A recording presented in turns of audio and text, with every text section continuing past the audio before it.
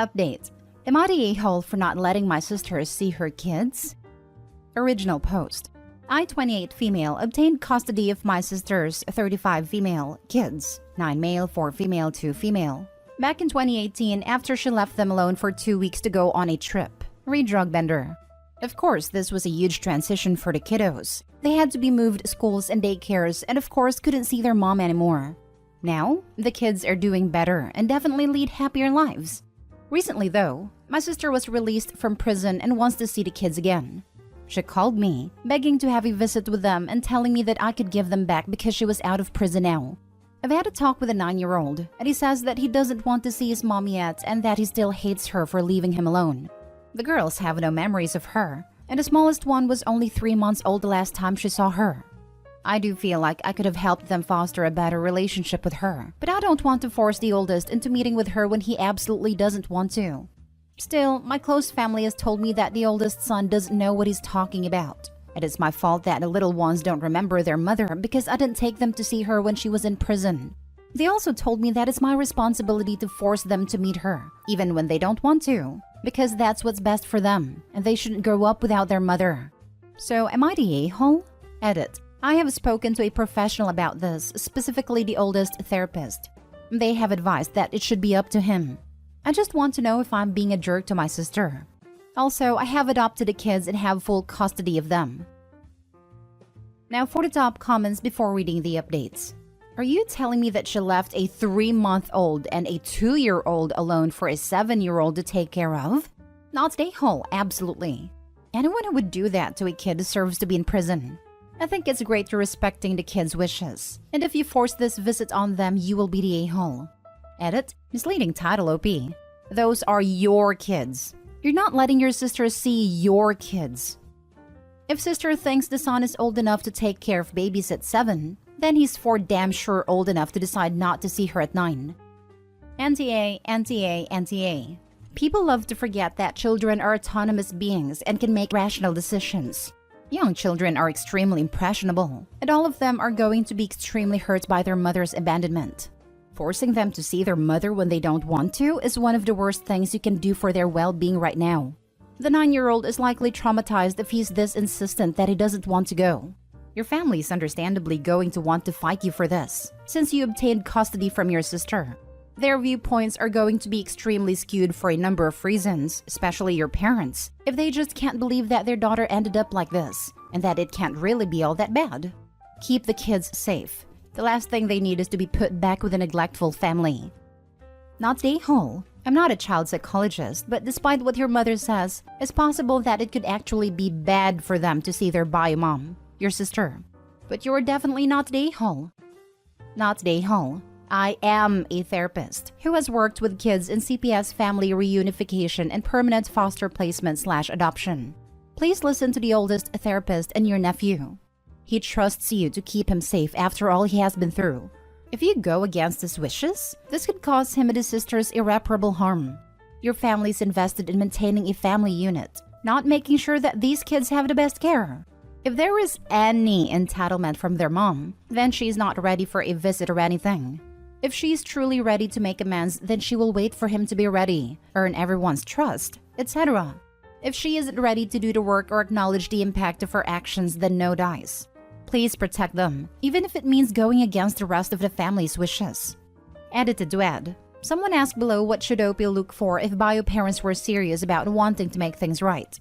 They would respect oldest child's and OP's feelings/boundaries. Be willing to work with oldest child's therapist if appropriate. Be willing to participate in supervised visitation. If so unwilling, be willing to participate in a recovery program. Not just staying dry and not using, but really investing and participating in getting sober. This would be a start. Again though, the child has to be ready. Not the a-hole at all. OP's job as a mother is to protect those children. Protecting their son means doing what is best for him and respecting his boundaries. Their previous mother is suffering the consequences of her actions, not OP's. OP, you are a wonderful person. I have a toddler and an infant, and if I also had a 7-year-old, I'd likely be cray. I am so sorry you are in this terrible position and so inspired by you. What lucky kids those are, truly. Now for the first update. So I wasn't expecting to make an update post because I honestly wasn't expecting there to be an update to this. Unfortunately, I'm wrong. I gave my oldest 2 weeks to really think about whether he wanted to talk to my sister or not. I figured that the decision he made at first might have been made out of anger, so I wanted to give him time to make such an important decision. Ultimately, he decided that he did actually want to talk to her. I have to admit I was a little bit surprised.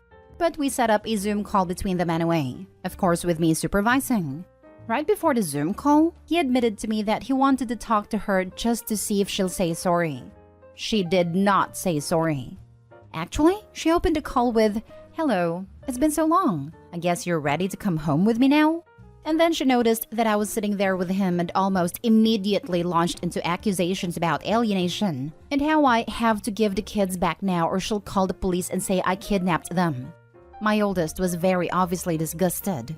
He asked her if she was going to apologize to him, and she actually had the audacity to ask what she had to apologize for. At that point, he just shut off the Zoom call.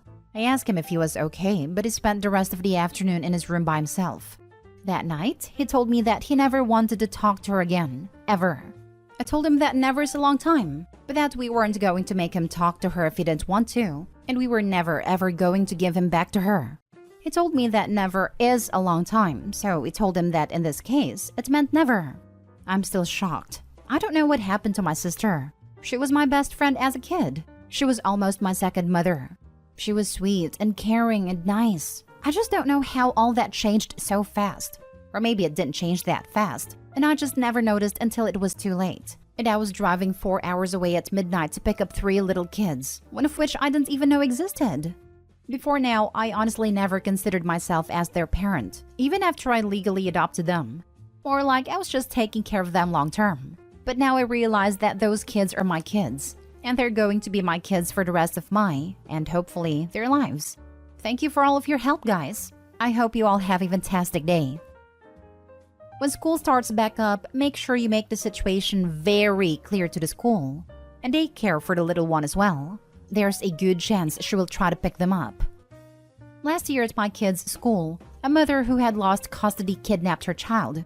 She just walked in, chatted with a receptionist, casually said she was picking up the kid for a dentist appointment. By the time she was caught 2 days later, they were in New York. We live in Florida. This happened to my little brother. My mom came and picked him up from the babysitter. When my dad got off from work and went to get him, we found out that she had left him in a hot car, was wasted, and called the cops for some strange reason. Cops ended up calling my dad, telling them our infant brother had been found. We still have no idea what prompted her to call the cops. My little brother was okay, just really red and dehydrated. But now I realize that those kids are my kids, and they're going to be my kids for the rest of my and hopefully their lives. That is the best outlook to have, and I wish you all an amazing life together. You keep knocking it out of the park being their mother. I saw that coming as soon as she said my oldest midway through the post. I was like, oops, she said my. Consciously or not, she views him as hers now. Oh my gosh, I just noticed. I didn't realize I said that. Okay, I'm gonna go cuddle my kiddos and cry now. I'll be back in a bit. I wondered if you noticed you said that. I'm super happy for you and the kids. Not everyone is so lucky to have someone save them from a bad situation. Wishing you all nothing but a bright, shining future together. Now for the second update almost 2 years later. If you're reading this, it's probably because you decided to follow me after reading one or more posts in the Reddit saga that summer 2020 was for me. Okay, life update time. My oldest is now 11. He's in the 6th grade and recently got a shiny new bike with 7 gears and a real light on the front that he's been riding to school. He's also a Boy Scout and is swimming competitively. I'm super proud of that one. My middle is 6. She was diagnosed with autism spectrum disorder last year. It's been a bit of a transition trying to get her the help she needs, but I have to admit, it's comforting to have an actual diagnosis to go with our concerns about her. While not a big TV fan, she loves dogs, Lego creator sets, and somehow matcha green tea. Who would have thought? My youngest from that post is 4. She's generally having a good time, and is the wild child of the family. Kiddo is constantly covered in scrapes from her adventures around the backyard and the neighborhood. She has a balance bike which she loves to ride with her big brother. And last week she caught the neighbor's cat and got a nice scratch from it.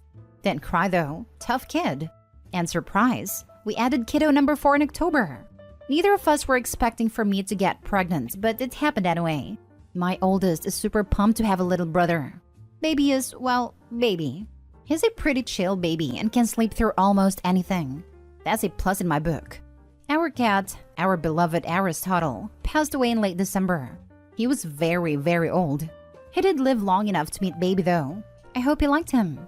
For those of you who saw these posts, both of my little brothers are in college and back on campus. They came back for winter break and we had a really good Christmas. Culinary school does wonders. For the people who ask, my sister is doing fine. She went through rehab last year and is now in therapy addressing her own issues that led to her addiction. She has a job and an apartment and is going to community college. She has come over for holidays, and she and my oldest go do something together once a month or so. The youngest 3 all see her as an aunt. I know that's something I'll have to explain as they get older. For the first time in a while, I feel like I have my big sister back. I forgot to mention that I got married back in April. It was a pretty small ceremony, so we ended up having it in a friend's backyard. My youngest was the flower girl and another friend made cupcakes for us, and it was everything we wanted and more. We're doing pretty well. My husband and my oldest are putting together a tire swing to hang in the big tree in our backyard. Baby is chewing on my shirt right now, but I don't have to care because I'm on maternity leave. It's great. I am going a little stir-crazy in this house, so I'm gonna try to take the baby out to watch the ducks later. That's generally it. Thank you all for the love and support you poured onto my posts nearly 2 years ago. I hope you all have wonderful, fulfilling lives full of peace and laughter and love. Goodbye. This sister is such an exemplary human being. Great head on her shoulders, and a huge heart made of gold. She actually led a new generation of her family towards a brighter path, despite her sister and her parents' wrongdoings. A great human being indeed. Makes me sad for the sister though. Did you notice Opie in this post mentioned her sister was practically like a mother to her, and a younger brother said the same thing about Opie in his post? The oldest sister didn't get anyone to shield her or attempt to parent her. That's probably why she's such a mess. I know someone who lost custody of their kid and had referred to it as when relatives stole baby. It is like, God damn it, girl. You need to be on your knees thanking everyone that your child didn't have to go into foster care. You messed up so hard that your relative could not even legally let you contact the kid until you got your act marginally more together. Own it and do better. People have infinitely more patience for your rehabilitation when it doesn't include you blaming other people for what you did. It's such a disconnected and messed up love for their kids. Loving someone means their happiness, even if that means being away from you. Even for parents and their children.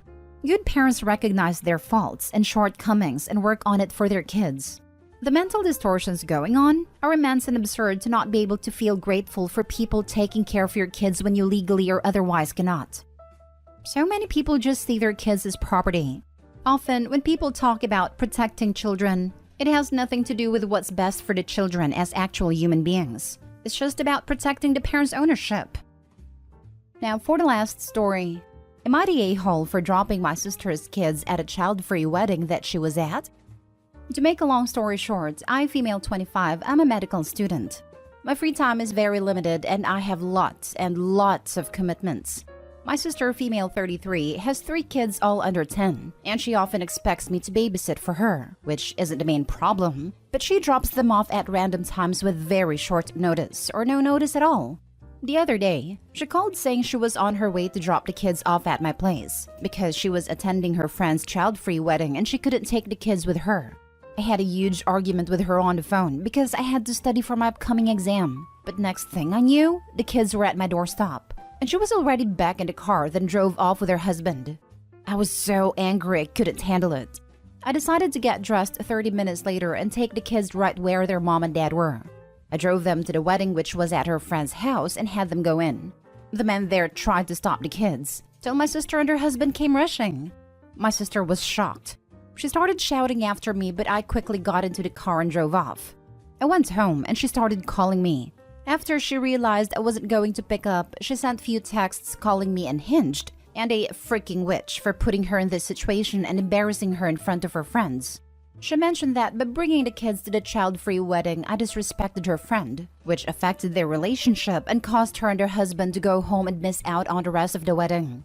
Her husband called later, and I picked up thinking he'd speak to me irrationally like he always does. But he scolded me saying that it wouldn't hurt if I kept the kids for a few hours, and then expressed how disappointed he was, and how selfish and petty I was to do this to my sister and her kids.